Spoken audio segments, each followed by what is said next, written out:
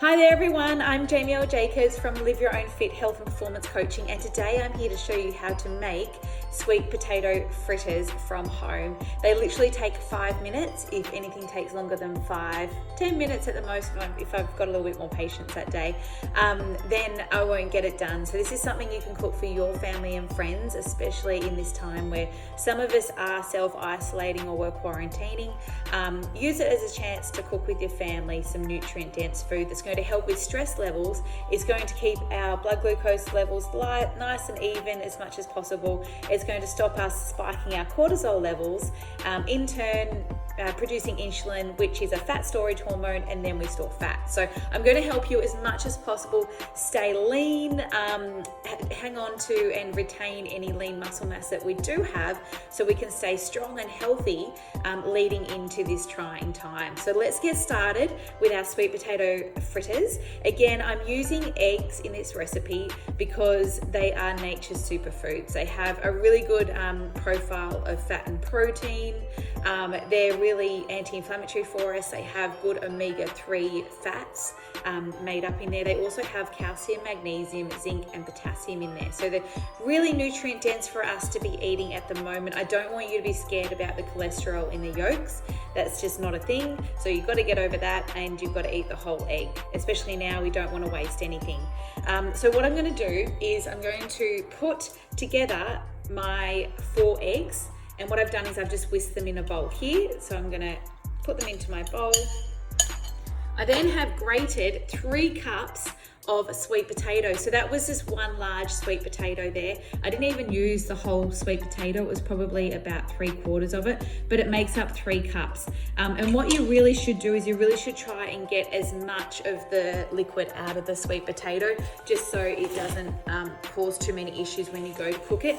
And I mean, I'm a lazy cook. I'll just get 2 things of paper towel there, and you can see I've got my sweet potato there, and I'm literally just going to press into it and the liquid's going to come out. I don't know what other cooks do, but this is just what I do. Everything has to be simple, easy, it has to be practical, it has to be nutrient dense, and it has to be tasty for me to eat it. If it doesn't tick those boxes, I'm not going to do it. So that's what I've done there. You'll see that the paper towel looks like it's got some liquid on there, so that's great. It's probably not 100%, but that's what we're doing today. And we're going to take this and put it into the bowl. If you've got any littlies around the house, you can get them into the grating if you feel comfortable with that there's not going to be any cut fingers or anything like that. But yeah, get them on the case and get them to grate it for you. So what you do there is you just use your fork, and I'm literally just whisking it up. Whatever you've got in the pantry in terms of spices and herbs, I'd be throwing it in, but today we're going to use paprika.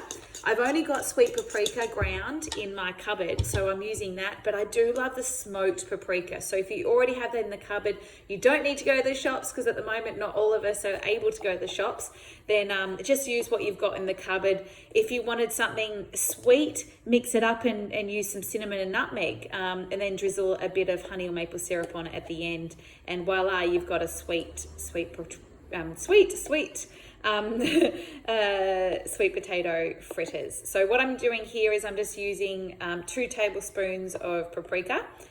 I love a little bit of spice and a little bit of, smokiness in my cooking. I'm also going to put some, it's probably about a teaspoon of chopped fresh chili, because that's what I already had in the fridge, and I think we need to be making use of what we have in the fridge. And a lot of us don't know that what we've got in there, we can actually make a lot from.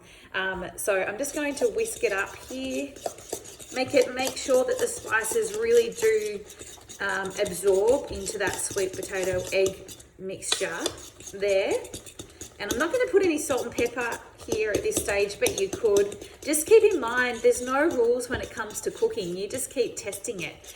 I will be giving you the recipe, so if you're that person, like my mother-in-law is, that needs to follow a recipe to the T, otherwise it's just too much, then for sure, do that. And what I'm going to do here is I'm just going to grab my tablespoon.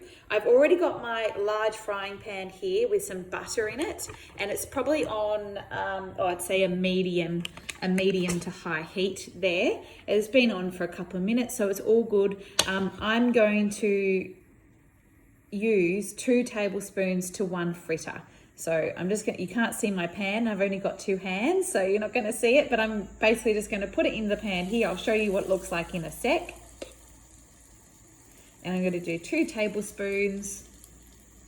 And you should hear a nice sizzling sound.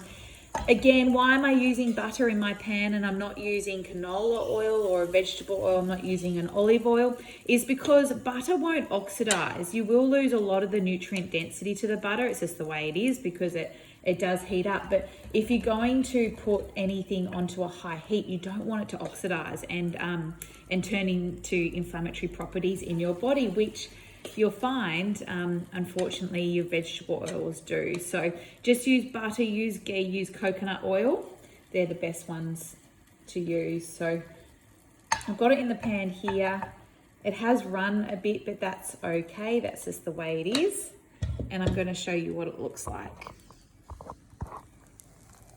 So it's not perfect. You can see they're running, but it doesn't need to be perfect because we're home cooking and that's just the way it is. We're not serving up in a fancy old restaurant. It's going to taste amazing. I'm going to show you the finished product in a second, so stay there.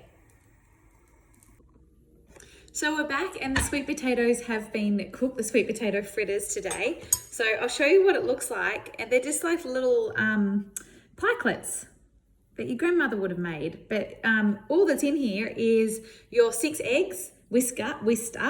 It was about 3/4 of a large sweet potato that was grated, and that made 3 cups. And then I simply just pushed some of the paper towel on top of this grated sweet potato, tried to get as much liquid out as possible. It wasn't perfect, but it did the job. And then it was 2 teaspoons of sweet paprika, but again, I would use any spices you have in the pantry, that is fine. And smoky paprika is my favorite.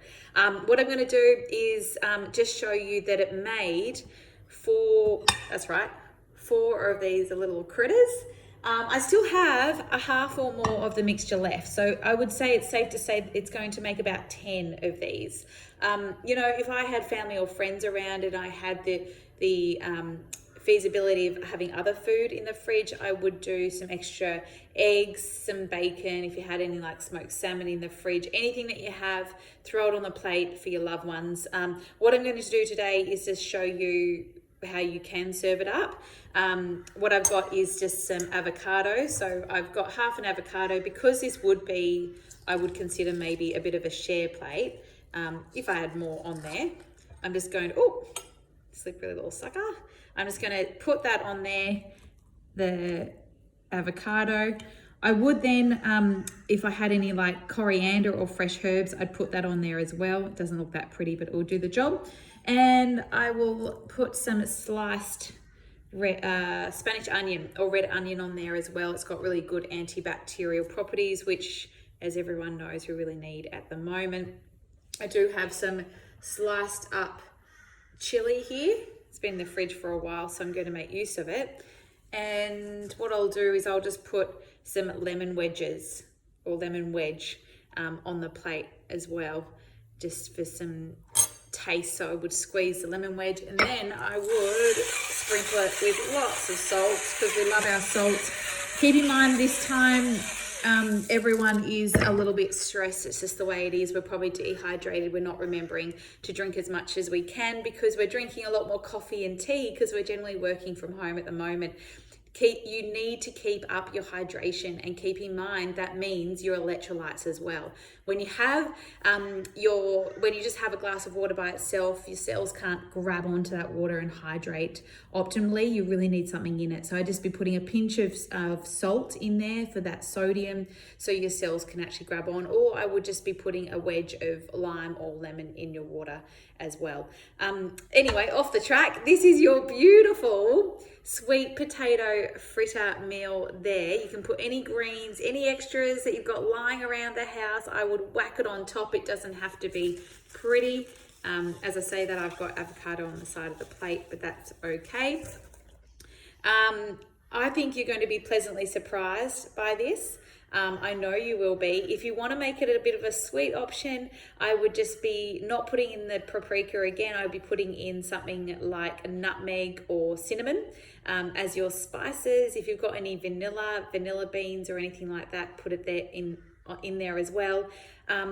You could always replace the sweet potato for banana, mashed up banana. Otherwise, keep the sweet potato and just put some chopped up banana on top with some maple syrup or honey, and voila, and some Greek yogurt. You have a very, very nice, sweet tasting meal. So this is a savory option. I will be bringing to you over the next few days a sweet fritter or pancake option as well. But as always, please direct message me. Let me know what you would like to see me cook so you can cook it at home. The aim of this is to try and get us all cooking nutrient dense, healthy food that's going to try and ward off any sugar cravings. It's going to help us light up and be the best people we can for our loved ones. And again, cooking really is love made visible. So that's what you want to do for each other right now.